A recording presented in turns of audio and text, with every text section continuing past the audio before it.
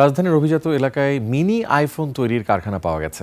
সেখান থেকে গ্রেফতার হয়েছে চীনের 3 নাগরিক। বুধবার অভিযান চালিয়ে তাদের গ্রেফতার করে গোয়েন্দা পুলিশ। সে সময় বিভিন্ন মডেলের 363টি আইফোনের খুচরা যন্ত্রাংশ, বিদেশি মদ ও নগদ অর্থ জব্দ করে পুলিশ। বিস্তারিত সুমাইয়া খানের রিপোর্টে।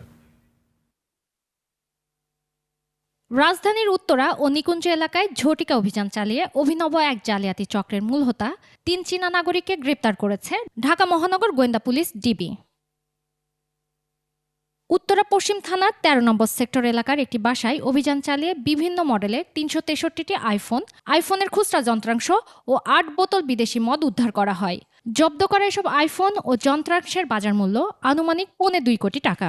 দুই জায়গাতেই তারা ভালোভাবে সংযুক্ত করার কিছুটা ব্যবস্থা আছে, তবে খিলক্ষেতে যেখানে আমরা অভিযান করেছি সেখানে একটু বড় ধরনের বড়সড় পরিসরে এবং বেশি পরিমাণে আমরা উদ্ধার করেছি। পুলিশ জানায় চক্রটি বিদেশ থেকে অবৈধ পথে আইফোনের বিভিন্ন পার্টস বা খুচরা যন্ত্রাংশ দেশে নিয়ে আসতো। এরপর রাজধানীর গোপন ডেরায় বসে দক্ষ কারিগর দিয়ে সেগুলো অ্যাসেম্বল বা জোড়া লাগিয়ে পূর্ণাঙ্গ আইফোন তৈরি করা হতো। এসব আইফোন একদম নতুনের মতো মোড়কজাত করে আসল আইফোন হিসেবে বাজারে চড়া দামে বিক্রি করা হতো। সাধারণ মানুষ যারা কিনছে তারা কিন্তু সাধারণ দোকান থেকে কিনছে, বিভিন্ন যে মার্কেট রয়েছে, মার্কেটের যে দোকানগুলো রয়েছে সেখান থেকেই কিনছে। কিন্তু কেনার ক্ষেত্রে আসলে সচেতন হওয়া দরকার সাধারণ জনগণের। তারা যেন অবশ্যই বৈধভাবে আমদানি করা যে সকল মোবাইল রয়েছে, যেগুলো অফিসিয়াল ফোন, সেগুলোই কিনতে উৎসাহিত করা উচিত। এই চক্রের সাথে জড়িত দেশীয় অন্য সদস্যদের ধরতে অভিযান চলছে। তাদেরকে জিজ্ঞাসাবাদ করা হবে, পরবর্তীতে আমরা এটা আসলে জানতে পারবো।